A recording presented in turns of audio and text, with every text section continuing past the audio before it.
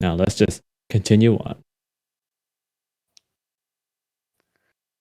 The second day of exams ended, and Sojiro was on his way back to the mansion. The road grew steeper and the woods thicker as he made his way up the familiar slope. People in town called it not a hill, but a mountain, simply because it took over 20 minutes to climb. This did not sit well with Sojiro, for whom a mountain was something that could not be overcome so easily. So Sojiro was pretty much actually doing a, well, actually kind of response to that. The road was paved, for one thing, and the canopy overhead let in plenty of sunlight to guide the way. None of the inclines were especially steep, and no animals lurked in the underbrush. There was no chance of losing his way, no reason to worry about getting lost. Yeah, I'll have you voice us. Oh, you're right. Thank you. Let me go ahead and do that right now. There we go. Okay. Yeah. Wait, I just realized the game's not streaming there to Discord. Oops. So I couldn't see the live feed. Okay, there we go. Yeah, I'll have your voice. Sorry, I lost my place. What was the context on this line again? Sojiro is climbing up the hill, and he's kind of complaining that people called it a mountain when he, the mountain boy, is not impressed that this is being called a mountain. Right. How sad. I'm still complaining. Sojiro quietly reprimanded himself for getting so wrapped up in his own little world. In the past few weeks, since moving here, he had been constantly comparing the town with his former mountain home. Normally, he would not get upset over it, but in recent days, since meeting Aoko as it happened, he had become rather hung up on the differences. The reasons for this eluded him, but he knew that Aoko was a force that could not be stopped. This naturally made him want to quicken his own pace. The mansion where they both lived was the antipathy of her lively personality.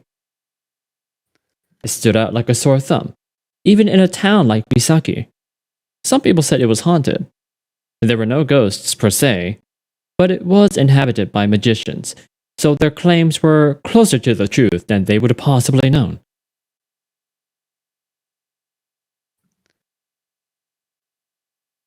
Speaking of which, I wonder, between ghosts and magicians, which would be more surprising? Lost in contemplation as he was, the boy failed to notice how his own lack of familiarity with city life played into the equation.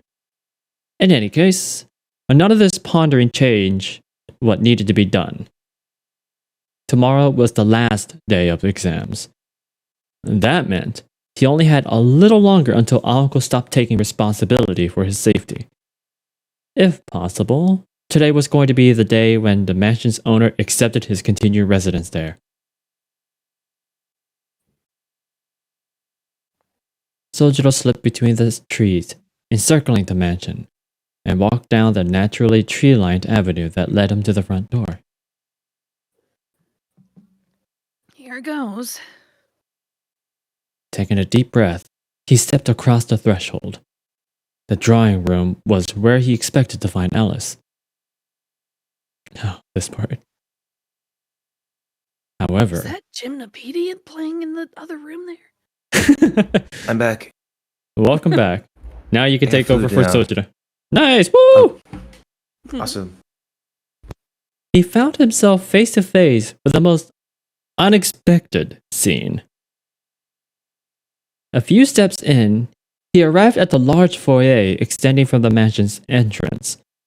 But one thing was clearly out of place. The foyer of the mansion was like a hall in a medieval castle. It was illuminated by the cold winter sun casting down through the skylight, unaided by artificial light. The wooden tiles smelled of the outdoors. And there was Alice, dressed in all black, huddled against a column so enormous it resembled a sharply cornered tree trunk. The mansion was quite literally supporting her frail body. like a mother's lullaby or a gently rocking cradle. The heavy atmosphere within this old building suppressed even the slightest stir, almost as if warding away any disturbance to her slumber.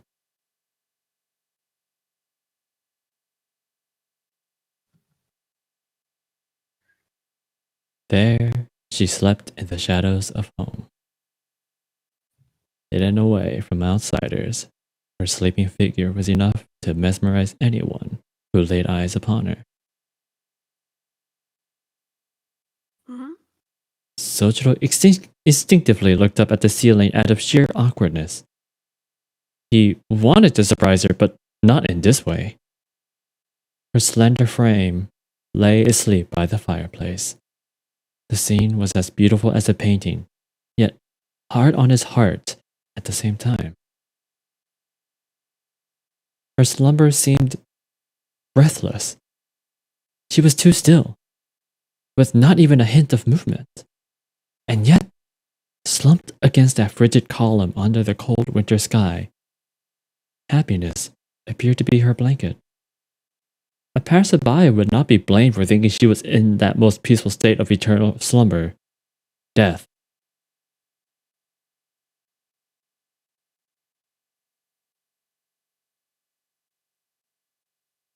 I'll have Kanye take over here now.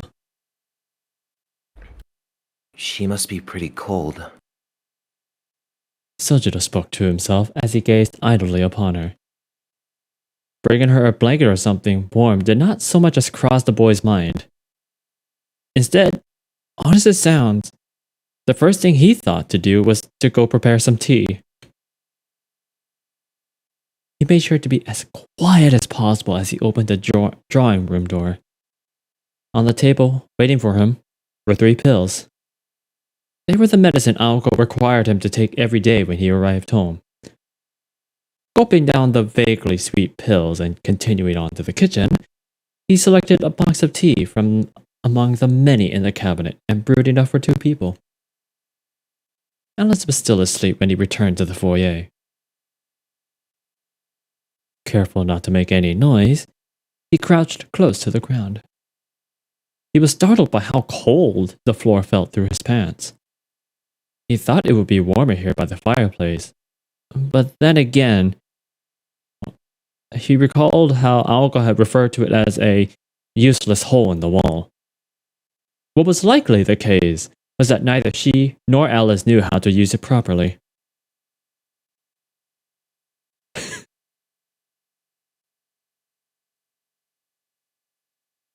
Sorry, it's such a dumb thing to do. After taking the tea. Setting up a whole tea party in front of a sleeping girl. Yes, yes. Who is, as far as you know, could suddenly like wake up at any moment and like kick out and knock everything over. Yeah. It's expensive teapot stuff too, Jesus. After taking the teacups from the tray and placing one in front of each of them, Sojiro carefully pulled his textbook on classical literature from his satchel. I better get to work or Haosaki will get mad at me again. He could still see her angry face from this morning. The reason for her anger was still as much a mystery as the reason for her anger was still as much a mystery as the unusual look he saw briefly come across her face. In any case, one thing was certain. He needed to start studying for tomorrow. Thanks to Aoko's instructions, today's exams went well enough, but tomorrow's would be an even more formidable challenge. Oh, I'm sorry. Did I not mute for that? I'm so just sorry. That's okay. In my head, I just imagined that was Sojiro just being a creep. I'm sorry. It's okay. It's okay. I've been muting to try and clear some of that.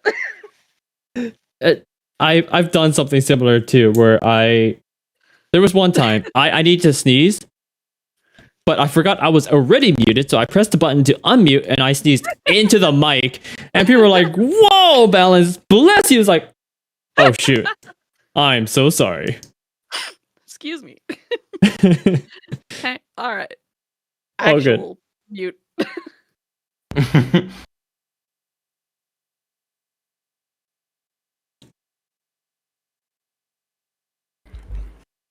Which means I'll probably do poorly. Then she'll get mad at me again. Not that my grades have anything to do with her in the first place. He complained under his breath as he cracked open his textbook. Apparently, he intended to spend his time in this fashion until Alice finally awoke. The sound of the pages turning was the only audible noise in the grand hall. There was no ticking of clocks or rustling of leaves to disturb her sleep. After a few hours, Sojiro quietly rose to his feet. The light that filled the foyer was beginning to turn from white to red. Time to go to work. He glanced again at Alice as he stretched his stiff back. She slept in perfect stillness, just as she had this entire time. Sojiro arched his brow in speculation. He had no idea what her normal sleeping schedule was like, so he had no idea as to whether he should wake her. Never mind.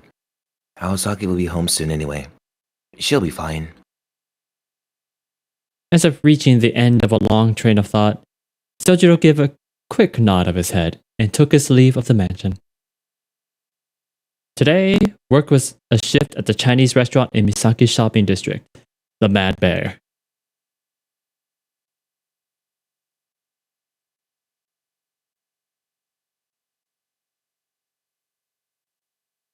Alright, let's have you do the narration this time, Kanye. And then Eryn will take over for whatever voices show up. Sure. The uniforms had been made by someone with an obvious preference for garnish colors. Garish? Yes.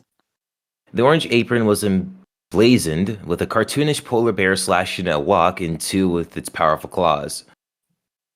The design resembled warning signs about wild animals seen in the mountains and stood out in Misaki for its one-of-a-kind originality. This was the Chinese restaurant, the Mad Bear. Aside from its name and logo, the restaurant was a type of cheap hole-in-the-wall dive that could be found anywhere. Its facet competition from the ever-increasing number of chain restaurants, though it had managed to last longer than other dining spots, having received rave reviews on a regular basis. The Mad Bear prioritized the personal touch, focusing on its local clientele, and thus made a point to offer home delivery. It earned its affectionate moniker, QKS, the Quick Killer Stop. Making these deliveries was Sojiro's responsibility for the time being. Places in Misaki within cycling distance fell under his domain. Anything beyond that was handled by a more experienced staff member on the legendary 50cc King Salmon motorbike. But anyway.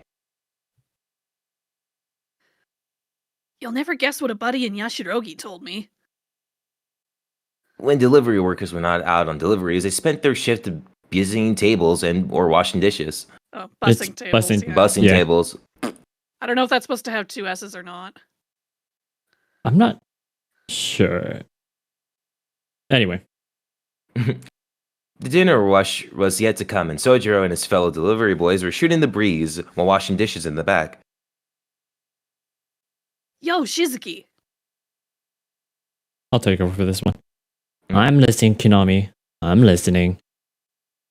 The two were elbow deep in a giant sink as they enthusiastically scrubbed. At least, that was what they pretended to do while they gossiped. He said it's not just that Japanese place, Kenya? He heard in Imperial Metropolis in Messian here in... Messian? It must... I'm not... Messian? I'm not sure how to say that word. I have no idea either. He heard Imperial Metropolis and Messian here in Misaki got orders too.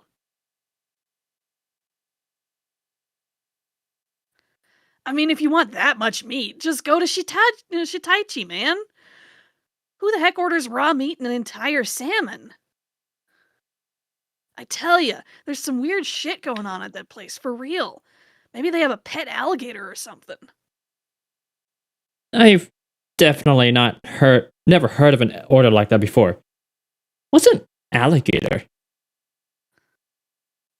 An alligator's an alligator, dude. You've really never seen one? I mean, I've never actually seen one in real life either, but even I know what an alligator is. You know what? I'll lend you my tape of the world's most terrifying animals episode on Africa. This was a... Oh, Yeah. This was a familiar pattern of conversation between the two, especially now Kinomi was used to Sojiro's lack of general knowledge.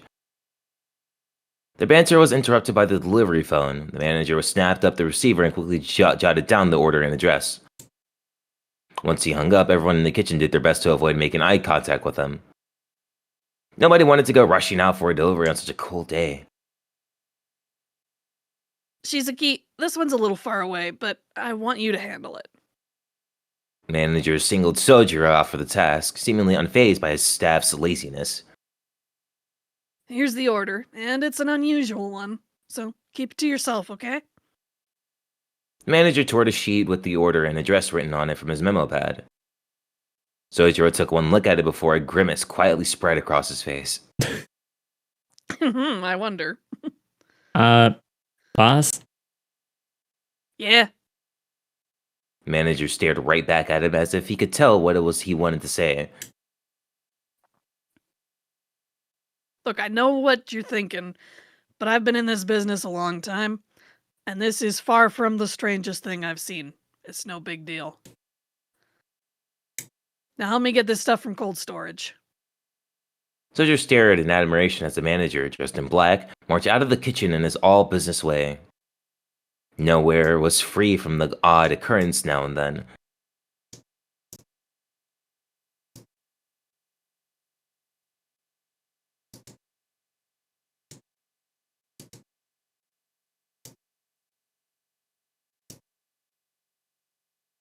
This is Aoko.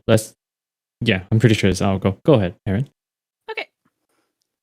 You're late! Oh, excuse me, sorry, still got a little thing in my throat. It was after 10 at night. Sojiro had taken a small detour on his way home from work, and now faced an outraged Alka as expected. Seeing her so visibly irritated made him feel a rush of relief. He did not know why she was angry, but he could tell it was a different type of anger than what it was he saw earlier that morning. Really? It's only a little after 10. Did something happen, Awazaki? He set down the cardboard box he had been carrying in his arms and glanced towards the fireplace. The sleeping girl was there no more. It's not only a little after 10. You arrived after curfew. You've got no clue why I'm angry, do you? Just come with me to the drawing room. She walked briskly to the other room without pausing, leaving Sojiro standing in confusion, held tilted to one side. He proceeded to pick his box back up and follow after her eagerly. He removed his coat and hung it up on the hanger as he entered the living room. Apparently, today was one of those days where Alice kept herself locked away in her room. On the table were the familiar pills. It's partly my fault for not being more clear about this, but you need to come home on time.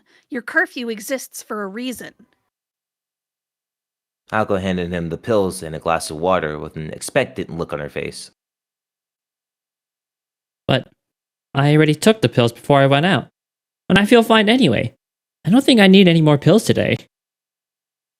Excuse me? You think this has anything to do with how you feel? Let's get real. These pills that you take every day when you come home, they're poison. Slow-acting poison, mind. And they take half a day to kick in. If you don't take more pills before that happens, the older poison will kill you. This is how much rope Alice is willing to give you. Get it? So drink up. I'm enjoying this just about as much as you are. And until I think of a way around this, you are going to have to deal with it.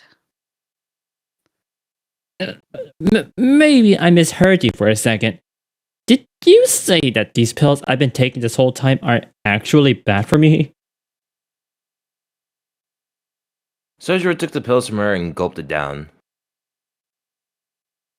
The fact that it was poison gave him no pause at all. And as for his roommate's tyrannical behavior, he showed no signs of standing up for it. Using poison to cancel poison. You two are really taking the old-fashioned approach, huh? Sojiro's face relaxed into a smile upon finding the funny side of the situation.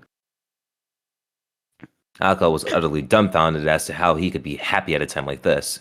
For real, though. I was running late on the way home because I dropped by my old apartment to get all my stuff. Could have tried calling me if it was such a big deal, you know? Your stuff? Wait, is that everything? Sojiro nodded emphatically as she pointed incredulously at the cardboard box in his hand. It's stupid to pay rent when I don't even live there, so I thought I should move everything out. But I arranged it so I can go back anytime within the next 3 months. Rent? Oh, right. How could I forget? I'm sure Alice will be thrilled to hear about this. A smile blossomed across her face, as they say. It was the open, bold-faced look of a child who just came up with a mischievous plan. Sojiro shook with fear at the thought of what that smile might bring his way.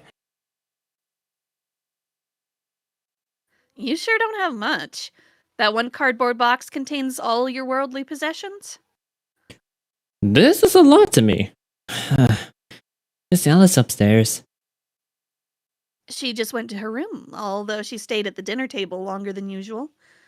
I guess she got tired of waiting. She gave Sojiro a meaningful look while continuing to smile that sinister smile. She got tired of waiting. For what? I imagine she wanted to punish whoever decided to use the last of her Fauchon and blue calico.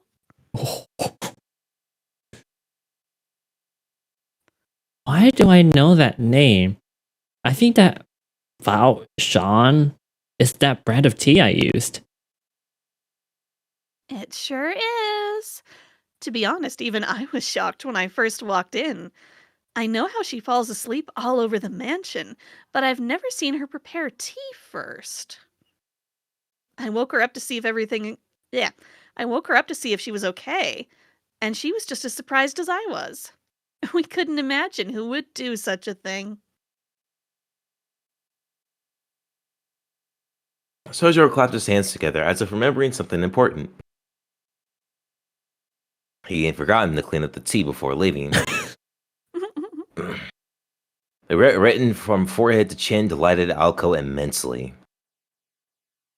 I see. Oh, though that's Sojiro. Yeah. I see. How mad was she? Pretty mad. Robin was all aflutter about it too. Well, I'm mad at myself too, if that helps. I can't believe I forgot to take them back to the kitchen. Sojiro harshly scolded himself for his failure.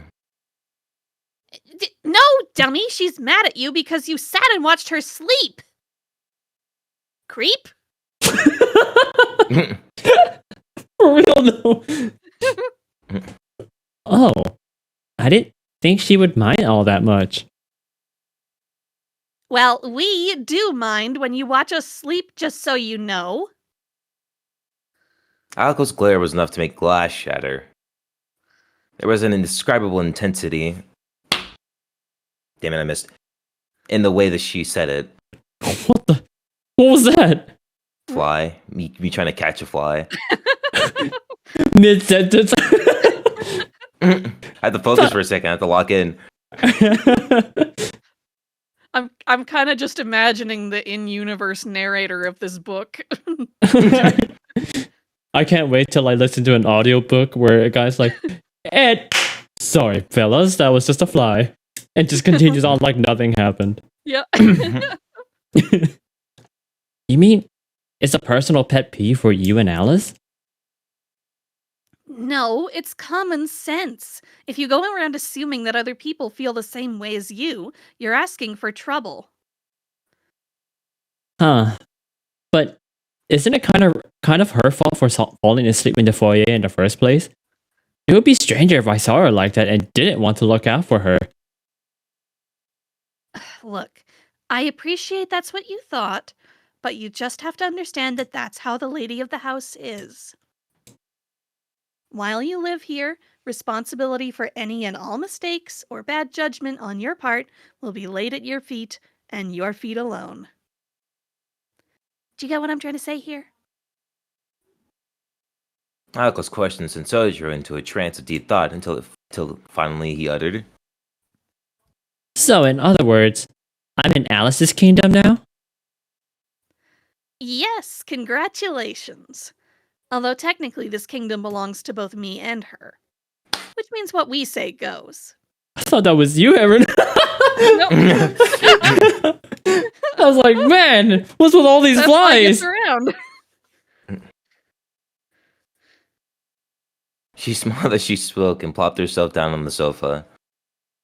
Sojiro remained standing behind the sofa opposite to her as he ran over their conversation again and again in his head.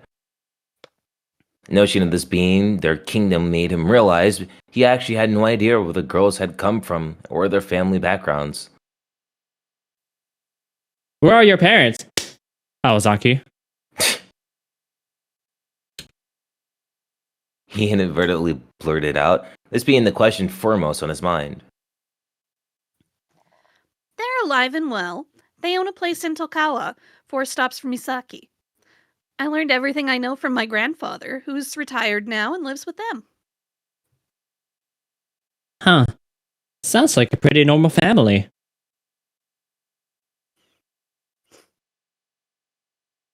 Sojiro had imagined something more outrageous for a family of magicians. Sure, as far as my parents go.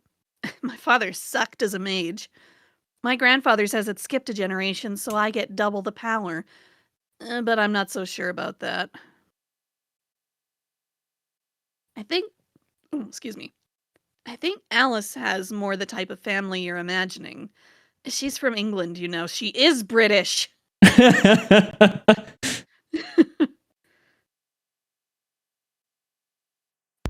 Alka offered nothing more as if to suggest that was as far as she was willing to reveal for now. Sojiro had insisted on talking to Alice directly rather than hearing things secondhand, so chose not to go back on his word by pushing the topic further. Ask her if you want to know more. Now you know why she loves English blends of tea so much. Speaking of which, why did you use tea leaves today of all days? You should have stuck to the tea bags. But you said the leaves taste better. And also that Alice is picky about her tea. So she's British, has so much passion behind it. It's because we've been torn on whether we should voice Alice with a British accent or not, and I am notably terrible at doing so. Now it's real. Alka was momentarily at a loss for words. He seemed so oblivious most of the time, but apparently he was attentive to some details, at least selectively. Just forget it. Anyway, think you can make it home by yourself tomorrow? They accepted my proposal for a mochi-making festival in the new year, so I'll be pretty busy with that. Sojiro nodded in acceptance. In fact, he had already been planning to do so before she even asked. I'll be fine, but what about you? You haven't even slept since yesterday. Oh, I took a quick 3-hour nap earlier. I'll be fine. What about you, for that matter? I hope you didn't forget our session tonight. She meant the all-night cramming session, of course. Needless to say, Sojiro was more than likely to struggle given that he, too, had not slept a wink. All he could do was give a relieved smile. He thought back to the days just after he transferred here. She watched his every move from the sidelines and showed a startling amount of concern for him. I didn't forget. And besides, it's tougher on you than me, Aozaki. I'm so glad to be your exception among exceptions. His cheery response grated on her just a little. Wow, you managed to forget everything except the most irritating little details, don't you? She heaved her shoulders in exasperation and dropped her head as an excuse to look away from the beaming smile on his face. Alright, let's switch it up. Let's have Eryn do the narration now. And Kanye, I'll leave it up to you if you would rather voice the women or Sojiro. Hits the buzzer. 10 points for Sojiro. Alright. The following day, the last day of finals had ended without a hitch. That final December hurdle was finally a thing of the past. For all but one student, that is. To Sojiro, the greatest challenge was yet to come.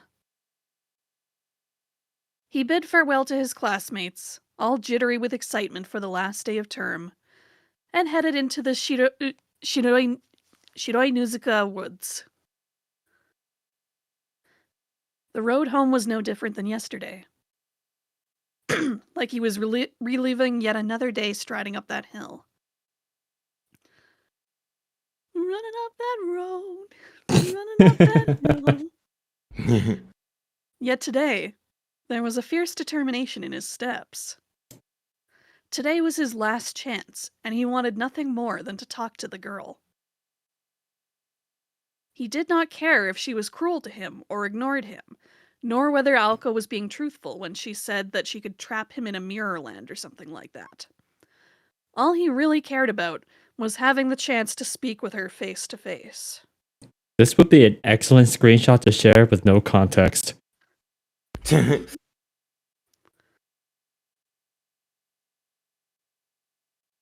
But nothing is ever that simple.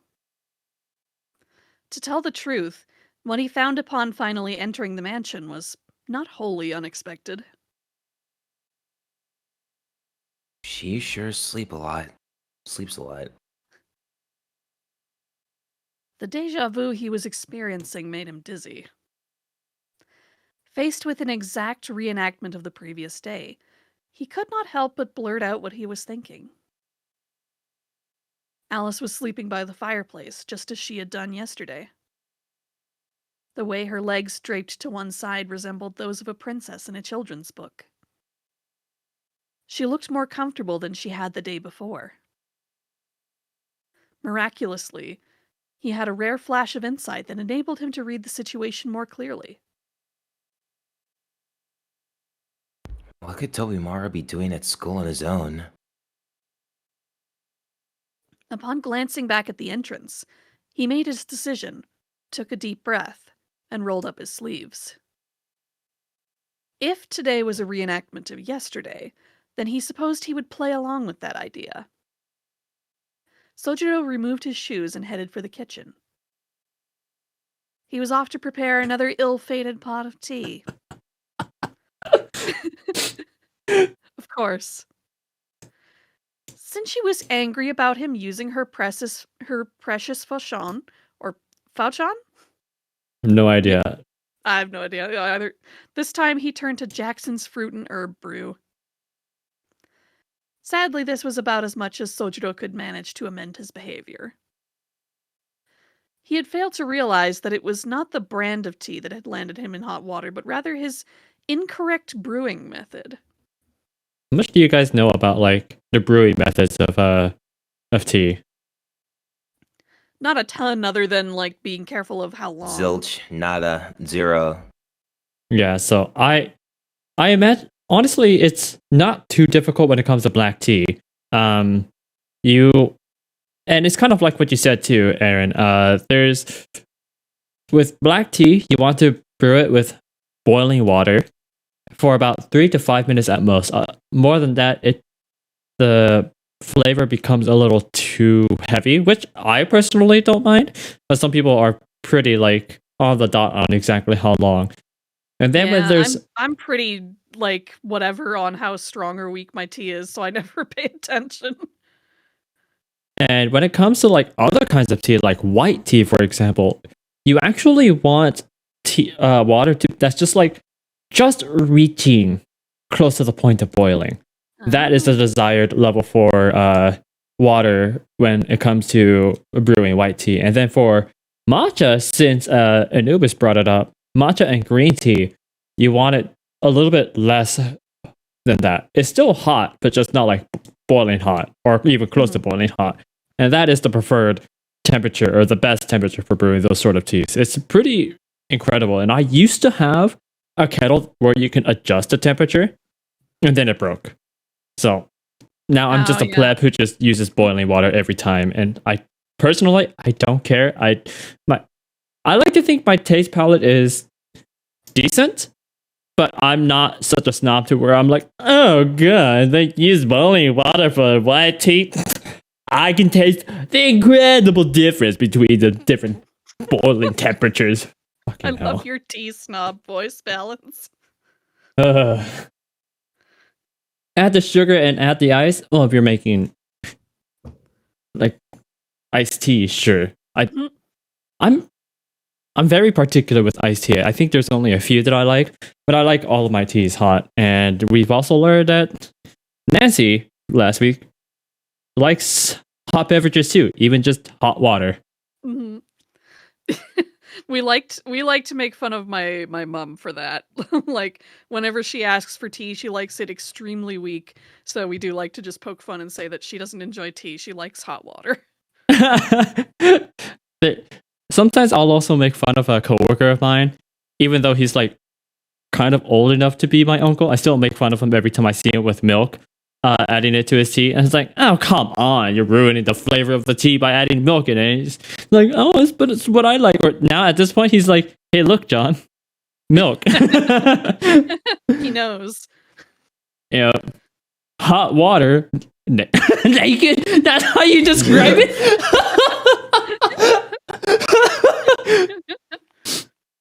That's what I'm going to call it from now on. Naked tea.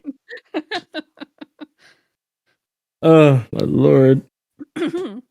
Anyway, let's continue on now that we had our reprise from the story. Or reprise. Let's see how this gets Sojiro in trouble this time. After filling the pot with tea, he carried it back to the foyer. His breath was visible in the cold air as he sat himself down by the fireplace. Sojiro took a sip of the fruity tea he prepared for himself and pulled his textbook from his bag. Exams were over now, but he had been instructed to take extra classes for the subjects from day one of school. Quite inevitable. The foyer was warmer than outside, but still far from comfortable. It was enough to make anyone yearn for some source of warmth. Sojiro dove into his electronics textbook in the winter-chilled hall. The class was not very popular, which is why it had been recommended to him in the first place. That fact that everyone who took it started on equal footing made it more appealing to him than other classes. I think this is another great example of setting the time. Because the idea that like electronics was not a very popular class is... Yeah. Like I even took electronics when I was in high school, and I think it was a very worthwhile class to take. Yeah, I think we would have called it like just computers class. Computer science. I was always like, ooh, we get to do computers. Real. Alco was right. He downed the rest of the tea, having no appreciation for its flavor, and refilled his cup. The tea was still warm, since the ceramic teapot had excellent heat retention. I can't seem to remember anything that's written down. He vaguely recalled their conversation as his eyes advanced across the page. The lack of lighting in the foyer was forcing him to rely on illumination from the skylight. The light cut into the room at a diagonal angle in such a way as to divide the foyer into light and dark areas, with the fireplace in shadow. The room resembled ancient ruins covered in ash. Or perhaps the quiet, forgotten world of a faded fairy tale. Time slipped on by within the white walls of the room, hidden away from the sun.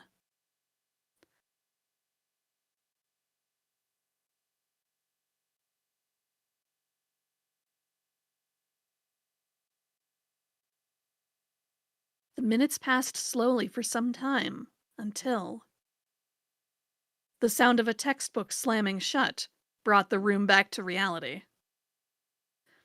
Sojiro stretched his stiff back and eagerly got started on clearing up. He put his textbook back in his bag, placed his cup on the tray, leaving Alice's sitting in front of her on the floor. Well, time to go to work. He said unceremoniously. He spoke as if to convince himself that he had no other choice as he prepared to leave the sleepy foyer behind. But before he could, a sound behind him stopped him in his tracks. He turned around with his bag under his arm and tray in his hands. So as not to cause even a ripple in her teacup, he greeted her. Hey. In a light, easygoing manner. She remained seated next to the fireplace like a black-eyed sleeping beauty. Her face was as still as a statue, almost no different than it had been in slumber. Looking at Alice now, he realized just how different she and Aoko really were. Aoko communicated her feelings openly, even if he could never quite tell where they came from.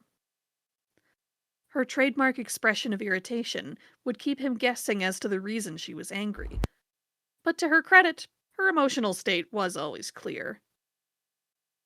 Alice, on the other hand, was completely unreadable. She might be angry, or then again sad. He could not tell either way. What do you think you're doing? Sorry. Yeah, it's horrible. It's about on par with mine, don't worry. Her question gave him a sinking feeling in the pit of his stomach. He could not decide whether it was animosity or perplexity that he heard in her voice. If the former, this was likely to turn into a replay of their interaction from the other night. An image of the shattered bottle sprang to his mind. Sojiro knew his response would be extremely important. And after struggling for a few moments, he finally worked up the courage to say something. Just not the correct thing, unfortunately. Of course. Right, about that. It'll take a while to explain, so let me just have a seat first.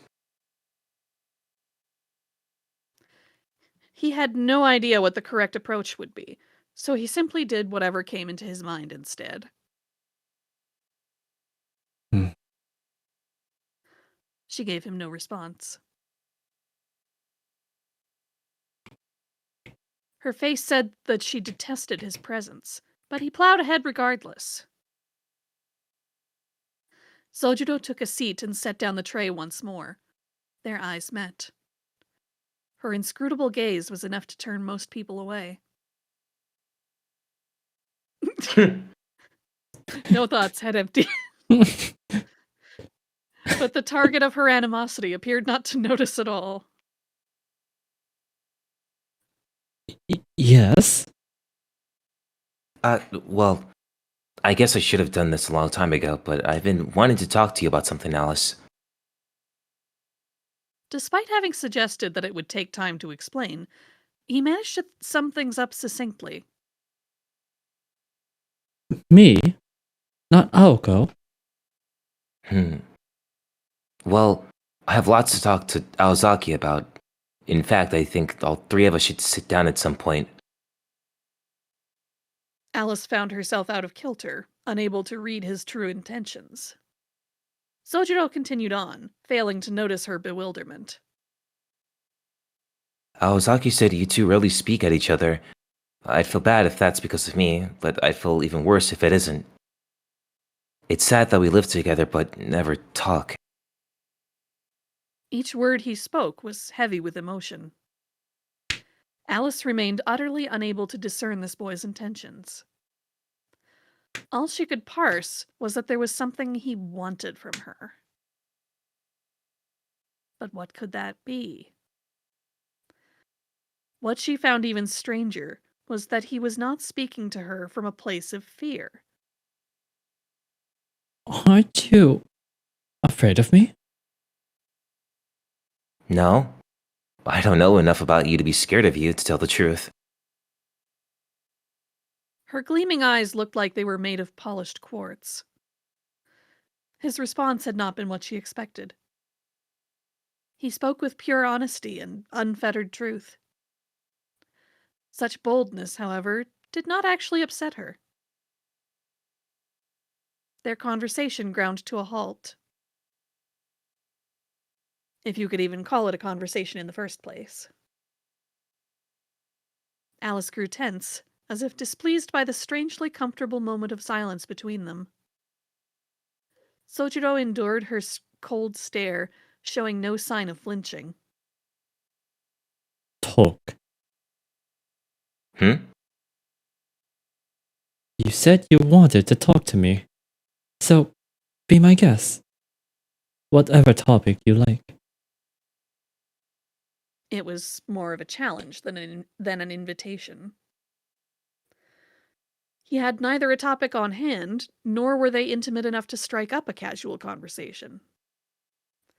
Nonetheless, her challenge hung in the air, not hanged. That's not correct. Yeah. Waiting for a response. Well, what about that bird? The blue one over there. I see it around now and then. Is it your pet? Or is it one of those, what are they called? Ploys? A magical familiar? Her eyes let slip for a moment a very natural response. It was annoyance, such as that which one might feel toward a troublemaker. I'm also going to just give up the accent because I am dog crap at it. Yes. It's a ploy, but the stupid bird isn't mine. It's lived here longer than I have, and I'm afraid I don't know much about it. You mean it just decided to live here on its free will? Of course not. I would never allow such a thing. Robin's useless, but I inherited from my mother. As such, I permit it to continue living here, despite its constant failures and shortcomings. I see. That's a relief. Here I was thinking I'm the only useless one in the house. Imagine Robin hearing that. They just like me for real, though.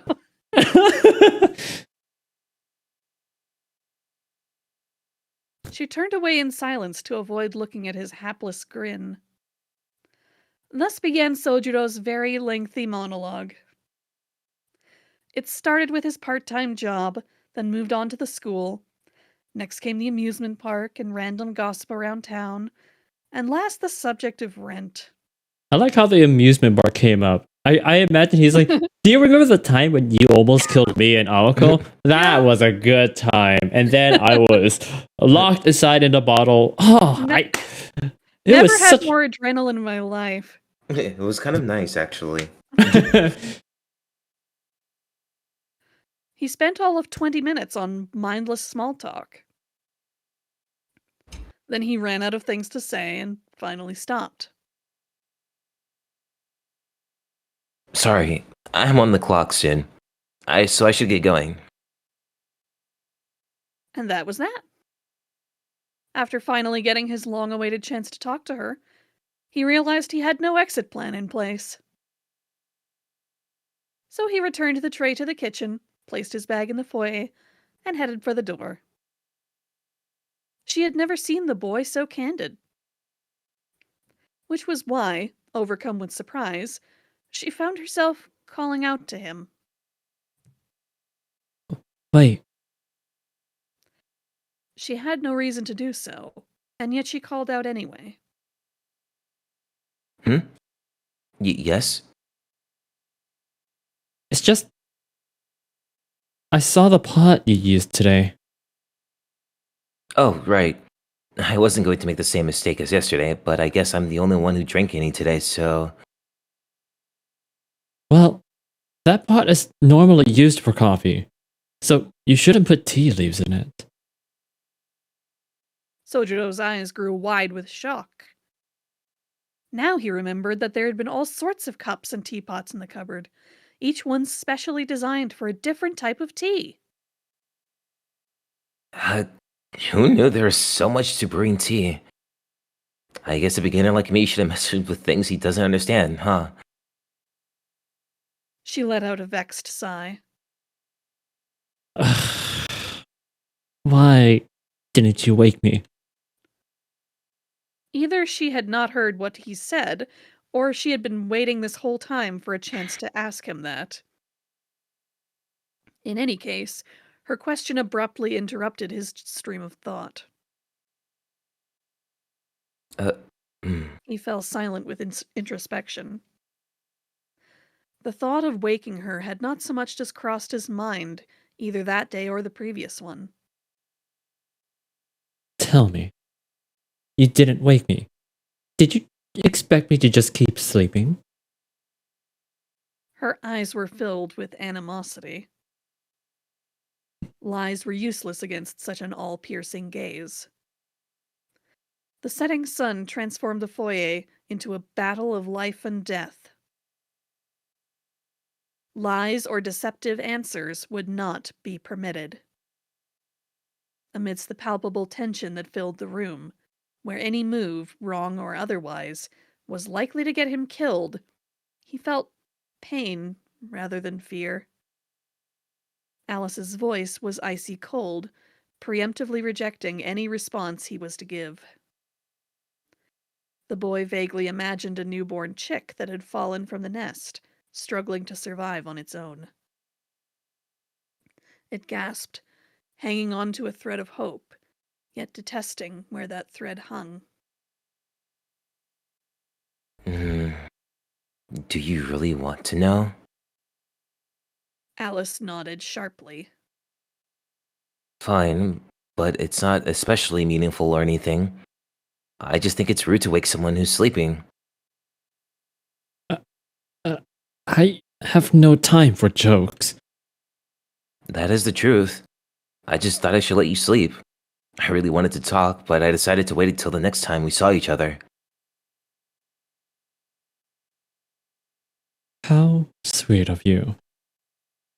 That reminds me. Aoko's protection over you ends today, doesn't it? That makes this your last chance to win me over. So, have you or have you not learned your lesson? He had not.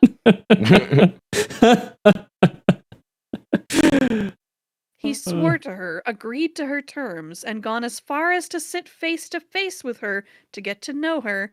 Surely, he thought, this was enough to escape death. And she believed as a mage that his naive goodwill and simple-mindedness were all the reasons she needed to execute him. Trivial misunderstandings would only make things worse at this point. What lessons? What am I supposed to have learned? All this magic and mage stuff just is way over my head. All I know is I've done everything you and Aozaki has asked of me. Then, Why? Her gaze said what she really wanted to ask. She wanted to know why he did not beg for his life. She knew the answer. She saw the look on his face when he turned to leave without so much as trying to wake her. A look of resignation. What on earth had it meant? What do you expect me to say? I thought if the opportunity didn't present itself, then so be it. Well, when I saw you sleeping again, I didn't know what to do. You're not exactly the easiest person to approach, you and Aozaki, though Aozaki is a little different. Sojiro struggled to find the right words, but said what he was feeling in the moment anyway. He'd seen a sleeping witch in the wood who clearly needed someone's help, yet sought the help of no one. But here you are, trying to approach me anyway. Even though the opportunity never presented itself. Oh, but it did. That's why I decided to do things my way today, even if nothing could go right to begin with. You talk as though you always expected me to reject you. Yeah. I guess it's hard to explain. Sojiro glanced at the entrance. He had no reason to, he just felt the urge to do so. I doubt I'm the only one who'd like to see the situation solved. He muttered as if speaking to himself, but it was clearly meant for her to hear. Alice knew full well how poorly he had understood the situation. All of this was one giant misunderstanding on his part. His tiny gesture of goodwill, pitiful and pure, resembled that of someone reaching out to help a dying kitten. For Alice, doing so would be akin to clutching the thorns of a rose. She felt pain in her chest for the first time in quite a while. I still don't want you in the mansion. She addressed the floor at her feet to avoid showing him how she truly felt. If he had, he would have seen that her face looked just the way Alco's had earlier. I'm sure you don't, and I doubt that'll change anytime soon. But that doesn't mean we can't work something out. It's okay if you keep hating me in the meantime. Ugh, Her gasp of breath was like a response in itself. To suggest she could keep hating him. She had once wished to hear those words so dearly, if only the once. I mean, you're not the only one. That goes for Aozaki, too. I don't think she wants me here either. Expecting me to feel welcomed would be a big mistake on my part. We're fundamentally different people, and that's never going to change. I just want you to tolerate me. I know it's a lot to ask, but is there a way I could live here without bothering you too much? Thinking that, of course, it was possible. But if it were that easy, none of this would have been necessary in the first place. Alice nodded in agreement. There was no way he could have planned for things to work out this well. But his plan, in fact, had worked, if inadvertently, from the moment the conversation began. you mean so that I can sleep undisturbed, even with you sitting right next to me? Sure, why not? Freaking creep. Beaming, Sojiro stood up and left the foyer. Now he's like proud to be a crep about it. He's like, yeah. At least you know about it. Bye! Sure, I guess. Whatever you want, ma'am. Alice did not stop him this time.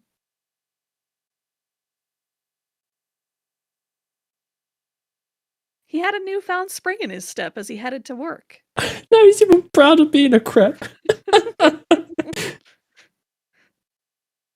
But something gave him a moment's pause.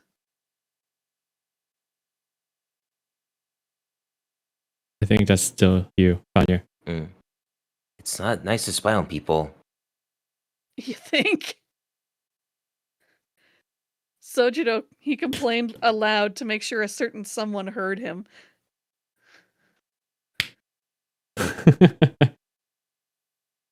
All right, we'll switch it up. I'll go ahead and narrate now. Eryn, go ahead and be Aoko, and Kanye, if she does talk, I'll have you be the English Alice. Sure. No more than 2 minutes had passed since Sojiro left the mansion, when a long-haired figure came creeping into the foyer. Aoko Awazaki had just been outside the entire time, eavesdropping.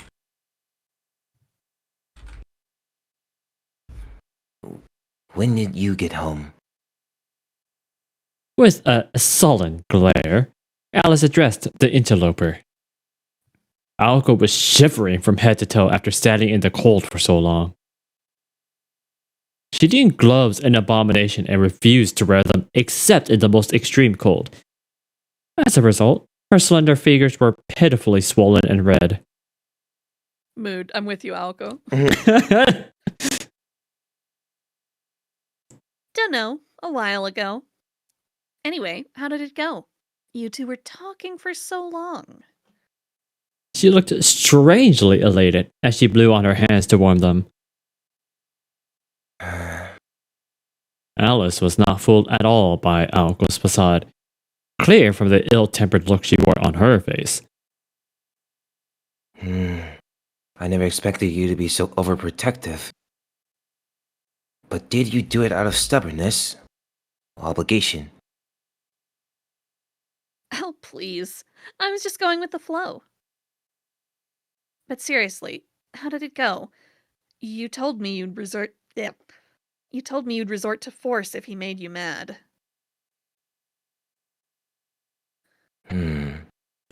Alice's mood was growing darker and darker the longer she had to look at Aoko's cheerful posturing. It all went back to their dinner together the previous night. After everything that happened in the foyer, Alice was both more suspicious of and intrigued by Sojiro than ever before. She insisted that Aoko let him walk alone the next day. She then used a concoction to fake her slumber and recreate the same scene as the previous day. That portion of her plan went well, but the rest had veered totally off course. Did not help to know her roommate had savored every moment of it from the other side of the wall either. To make matters worse, Alice was frustrated at herself for letting such trivial matters bother her. She stared at the teacup, still sitting on the floor. Her pale finger traced its cold rim. It's as you said. He is harmless. For the time being. She forced a tone of indifference in order to hide her irritation with her apprentice.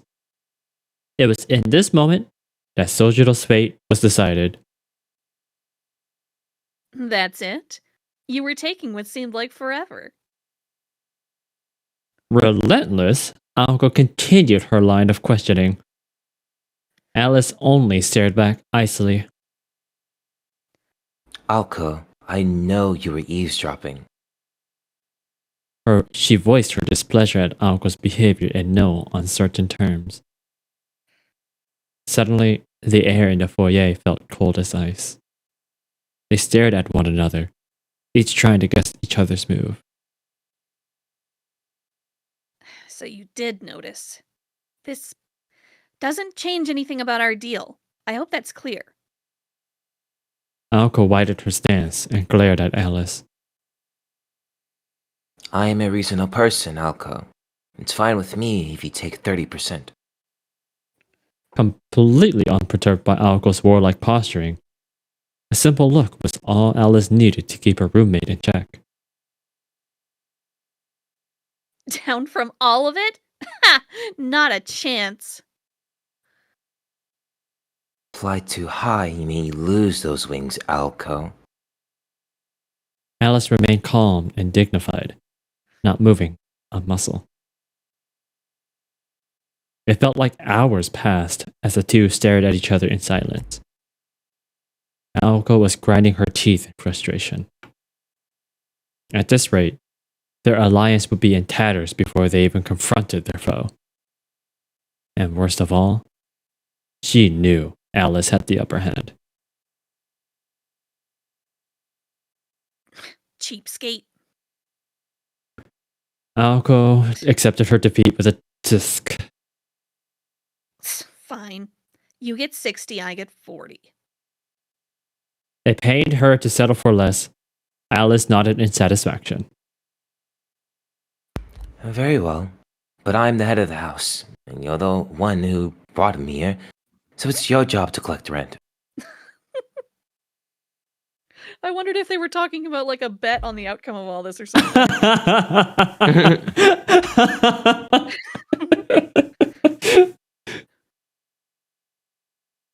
Fine. Ugh, this sucks. I should have gone into alchemy instead. Then all my problems would be solved. Not really. Not even alchemists are immune to market downturns.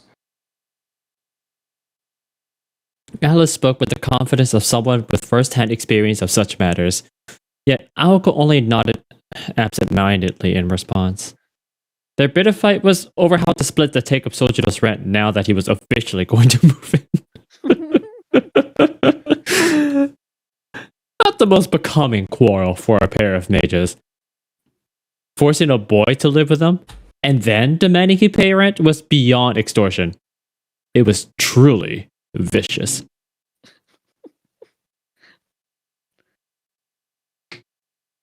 Since we're even discussing this, I assume that means you've accepted his presence in the mansion? Aoko was triumphantly satisfied with herself. The only thing I've accepted is my responsibility for not catching him with the bounded field in a park that night. I mean, it's not as if I can blame it all on you and your promise to him. Yeah. Oh, that promise. Aoko looked up at the ceiling as she recalled the night at the amusement park. Only a week at most had passed since then. But Aoko already felt that Sojiro's fate and her own had become intrinsically linked. Or perhaps they had always been connected by fate, since the moment they met. Sorry, what word did you say there? I just realized what I said too. Let's just gloss over that. I don't want you. Okay, let me explain what was literally going through my head and how I came to realize what I said. Since the word fate came up, I was thinking fate stay night, and they all just meshed together somehow. As soon as I read met, God. No, I get it. I do the same sort of thing. Oh my God, that just makes this whole unfortunate combination. Yeah. I promise that's not 18 plus. It's not that kind of type moon game. Let's do this again. Or perhaps they'd always been connected by fate since the moment they met. She could not see into the future, so there was no way to know for sure. Destiny and fate aside, he's not a bad egg. Besides being weird, I mean. A thought uttered to herself and self-confirmation more than to Alice. Alice could only look on in annoyance. Perhaps in an attempt to voice her displeasure at her comment.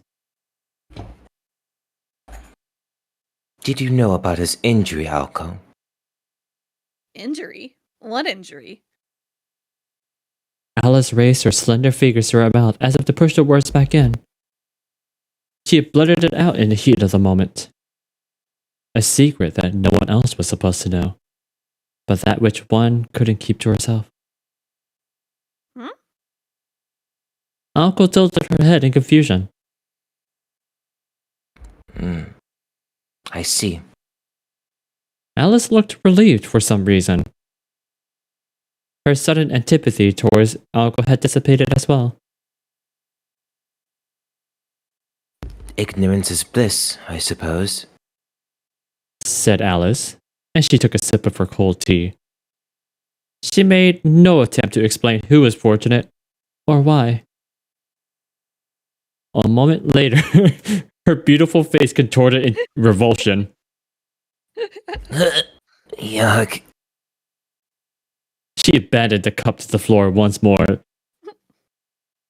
Her black dress unceremoniously scrunched up as she stood. Just one sip of the underbrewed tea sent her fleeing to the drawing room to remove the bad taste from her mouth. As soon as she was gone, Amiko hesitatingly took the teacup in her own hands. It was almost certainly better left untasted, but she could not help but wonder how Sojiro's tea could arouse such a strong response. After one small sip, she returned it quietly to the floor. Yep, he should have used the tea bags like I told him to. Dummy. The expression on her face was nearly identical to that of her roommates.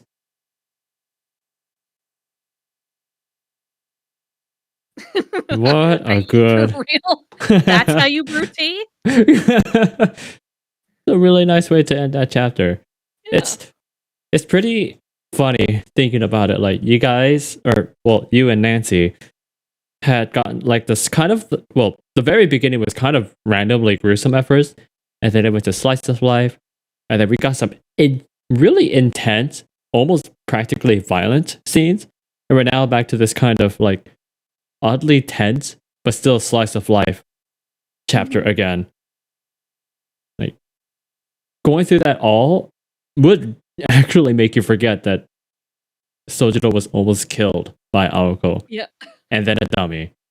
And then by Alice. And then by... Aoko just about died herself, yeah. Yeah. I think the music really adds to it, you know, because it's like such a really nice atmosphere that it gives. Mm-hmm. That you would easily forget. All right. I guess I should ask, about how long is the next chapter, do you think? I was actually just about to ask, because it's like we've been going through the chapters in a way where it's like we kind of cut them in the middle of it. And I'm guessing that if we were to try to go for the next chapter in full, it would probably be another 2 hours with the pace that we've been going, I think. So, your guys, I think we could call it good for now, especially since we're down one person. And yeah, I don't want Nancy to miss out on too much. And honestly, for some reason, I'm fading faster than I normally do.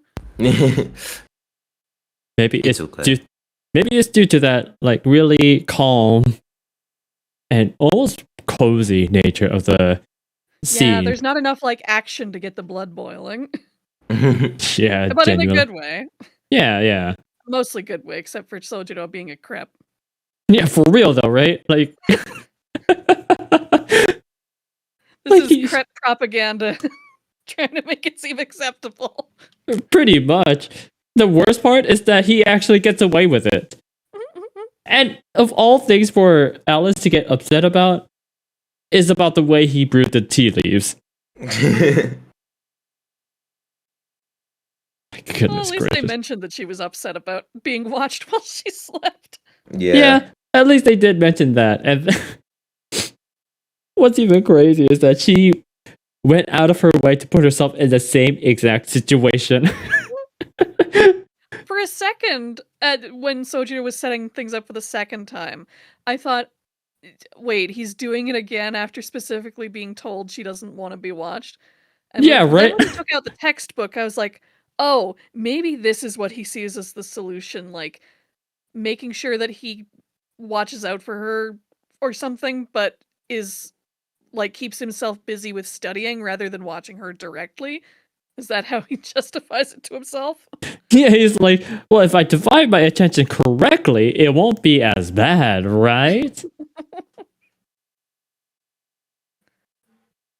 But yes, good stuff. I think I might continue streaming for a little bit, but as for the section of Witch on the Holy Night, yeah, let's go ahead and conclude it here for tonight. So thank you to both Eryn and Kanye for lending your voices as usual. Yeah. Thank you so much. Always a pleasure.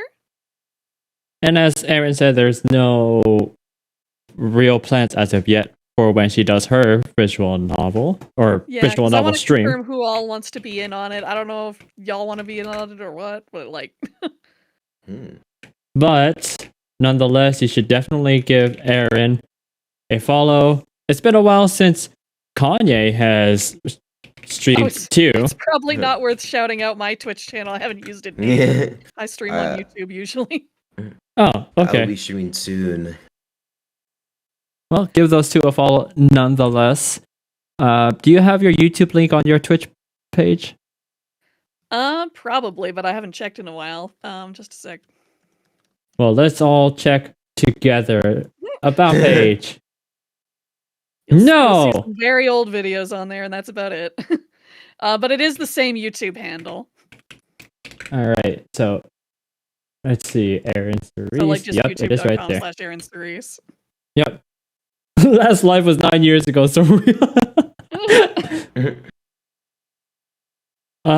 but yes. But I'm excited. I actually feel like I can stream a bit more now because I managed to convert my avatar from my videos into a PNG tuber, so I can actually be animated on stream now. Woo! You came too late. That's okay. It was a rather short one, and we're down one person. But I will highlight this soon after the stream. But I'll still be streaming. It just won't be Witch on the Holy Night. Aldor Fallbearer, though, thank you for always watching those VODs. One of the few. I don't know who's all watching the VODs, but I can always rest assured Aldor is happily watching the VODs with your guys' acting. I'm pretty sure my friend Dane is trying to watch through the VODs now, starting from closer to the beginning. Oh. So maybe they'll get here eventually. We'll definitely have to redo the beginning so that I can save it in a highlight of sorts.